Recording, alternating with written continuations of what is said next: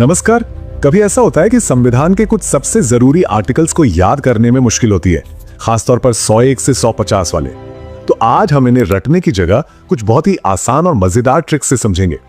असल में ये वो हिस्सा है जो संसद, राष्ट्रपति, सुप्रीम कोर्ट और देश के पैसों से जुड़े मामलों की बात करता है। तो चलिए इसे ऐसे समझते हैं कि फिर कभी भूले ही ना। ठीक है, तो आज का हमारा सफर कैसा रहेगा? देखिए, सबसे पहले हम संसद की नियम और उसकी ताकत को जानेंगे। फिर राष्ट्रपति की एक बहुत ही स्पेशल पावर पर नजर डालेंगे। उसके बाद हम सीधा चलेंगे सुप्रीम कोर्ट के अंदर और आखिर में मिलेंगे देश के फाइनेंशियल वॉचडॉग यानी सीएजी से। तो हमारी इस यात्रा का पहला पड़ाव है देश की सबसे बड़ी पंचायत यानी हमारी संसद। यहां हम देखेंगे कि सांसदों के लिए क्या नियम है और कानून बनाने की क्या प्रक्रियाएं हैं। अच्छा, तो सबसे पहले ना दो बहुत मिलते जुलते आर्टिकल्स का फर्क समझते हैं। आर्टिकल 101 बताता है कि एक सांसद की सीट खाली कब होती है। मान लीजिए कोई एक ही समय में लोकसभा और राज्यसभा दोनों के लिए चुन लिया जाए, तो ट्रिक क्या है? 101 मतलब एक इंसान दो वन यानी दो सदनों में एक साथ नहीं रह सकता, उसे एक जगह को 0 यानी खाली करना ही होगा।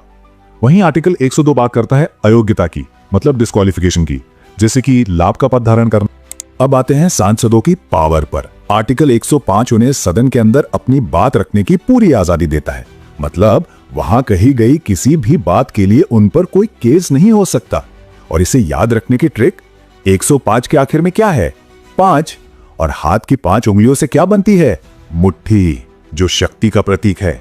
तो 105 मतलब शक्ति, सिंपल। अच्छा, कभी कभी क्या होता है कि एक बिल लोकसभा में तो पास हो गया पर राज्यसभा में जाकर अटक गया। अब इस डेडलॉक को कैसे तोड़ा जाए? इसके लिए राष्ट्रपति दोनों सदनों की एक जॉइंट सिटिंग मतलब एक साथ बैठक बुलाते हैं।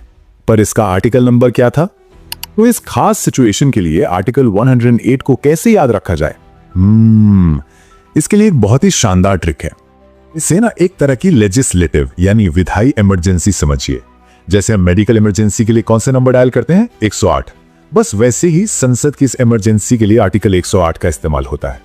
और आपको पता है, असल में दहेज विरोधी कानून जैसे कुछ अहम बिलों के लिए ऐसा किया भी जा चुका है।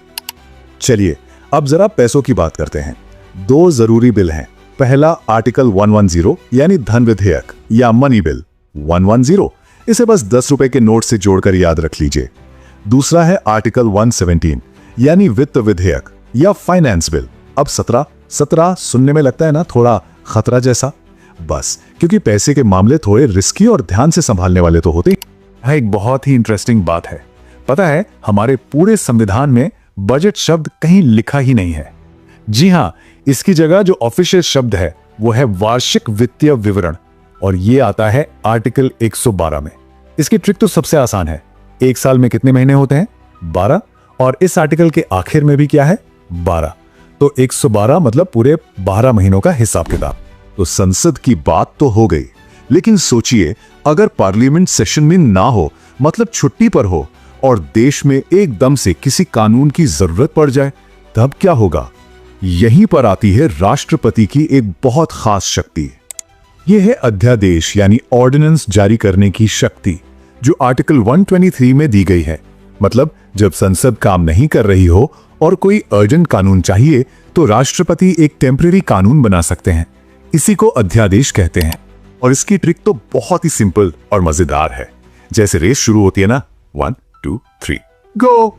बस जब कानून को भी फटाफट गो करना हो तो प्रेसिडेंट इस्तेमाल करते हैं आर्टिकल 123। कानून बनाने वालों से अब चलते हैं कानून के रखवालों के पास, यानी न्याय के सबसे बड़े मंदिर में, जो इन कानूनों की रक्षा करता है और उनका सही मतलब बताता है। और देखिए संविधान में चीजें कितनी लॉजिकली रखी गई हैं।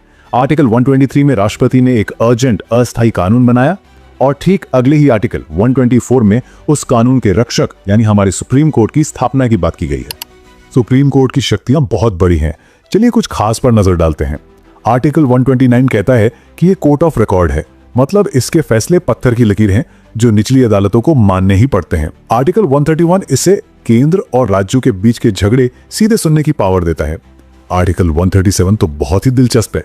ये कोर्ट को अपने ही पुराने फैसलों को बदलने की शक्ति देता है। ट्रिक 137, जिसमें 7 का मतलब है पुराने फैसले का साथ छोड़ देना। और फिर है आर्टिकल 143, जिसके तहत प्रेसिडेंट किसी भी कानूनी मामले पर सुप्रीम कोर्ट से सलाह ले सकते हैं। चलिए अब अपने इस टूर के आखिरी और बहुत ही अहम पड़ाव पर चलते हैं। हम मिलने वाले हैं उस ऑफिस से जो पूरे देश की तिजोरी पर नजर रखता है। ये है आर्टिकल 148, जिसमें नियंत्रक एवं महालेखा परीक्षक यानी CAG का जिक्र है। इन्हें देश का फाइनेंशियल वॉचडॉग भी कहते हैं। सरकार जो भी खर्चा करती है, ये उस पर नजर रखते हैं कि जनता का पैसा सही जगह खर्च हो रहा है या नहीं। ये आर्टिकल इतना जरूरी है कि इसका कोई ट्रिक नहीं, इसे बस सीधे याद कर लीजिए। CAG मतलब 148। तो फटाफट एक क्विक रिकैप हो जाए। 108 मतलब लेजिस्लेटिव इमरजेंसी, 110 मनी बिल, 123 मतलब 1 2 3 गो ऑर्डिनेंस, 124 सुप्रीम कोर्ट की स्थापना, 143 प्रेसिडेंट का परामर्श और 148 मतलब CAG। तो अब एक छोटा सा टेस्ट हो जाए, देखते हैं ये ट्रिक्स कितनी काम आई।